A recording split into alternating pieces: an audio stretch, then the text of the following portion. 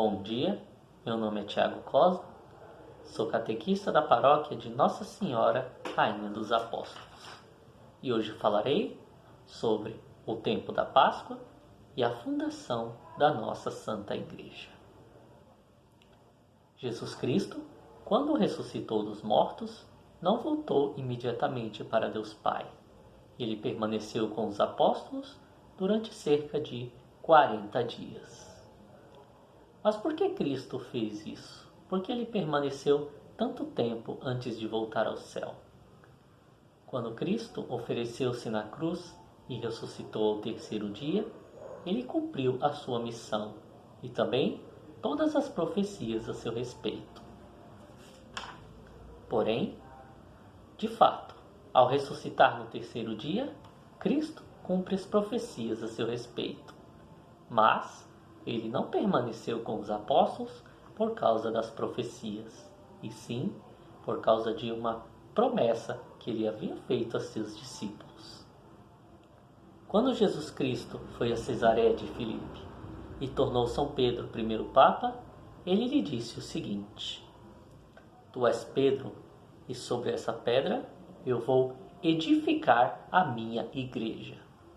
Sendo assim, Cristo permanece com os apóstolos para lhes ensinar tudo o que era necessário para que eles se tornassem os líderes dessa sua nova igreja.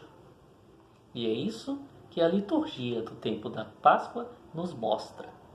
Ele nos mostra Jesus aparecendo a seus discípulos para lhes ensinar muitas coisas.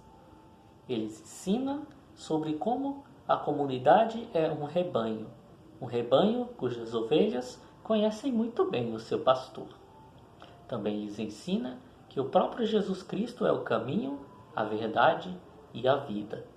Mas principalmente, ele lhes ensina o rito da Santa Missa. Isso é muito evidente na leitura dos discípulos de Emaús.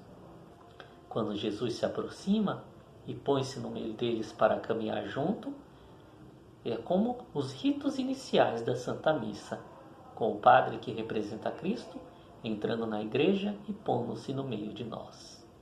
Depois, Jesus permanece caminhando com eles e lhes ensina as leituras do Antigo Testamento e lhes explica seus significados e as profecias, para depois lhe ensinar sobre ele mesmo, o próprio Cristo, e como ele deveria ressuscitar.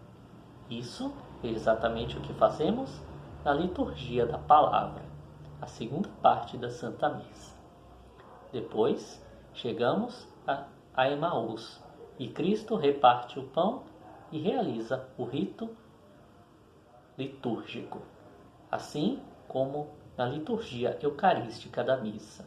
E após isso, Cristo desaparece, fazendo os discípulos voltarem correndo em missão para Jerusalém, que é exatamente igual ao final da Santa Missa, onde nós, após os ritos finais, vamos de volta às nossas casas em missão para evangelizar.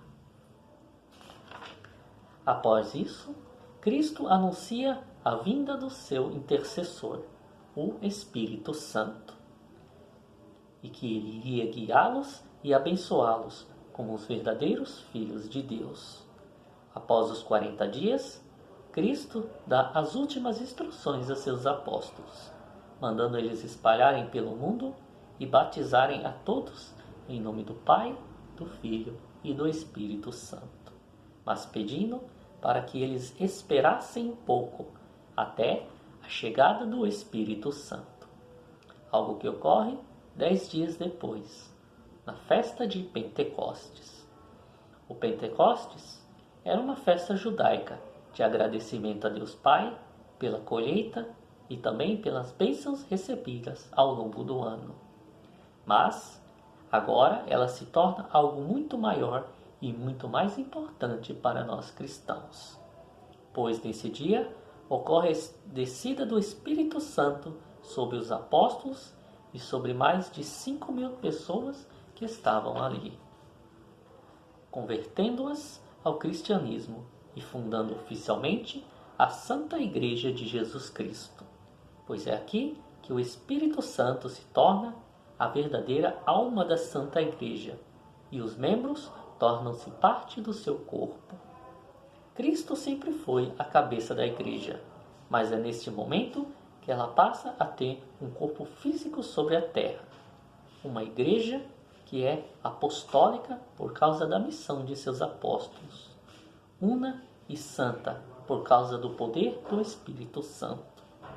E principalmente, pela vontade de Deus Pai, ela se torna universal, ou seja, uma Igreja católica.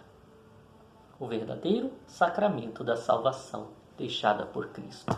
Muito obrigado a todos, que Deus vos conceda os dons da sabedoria e do entendimento, e que Ele vos abençoe em nome do Pai, do Filho e do Espírito Santo.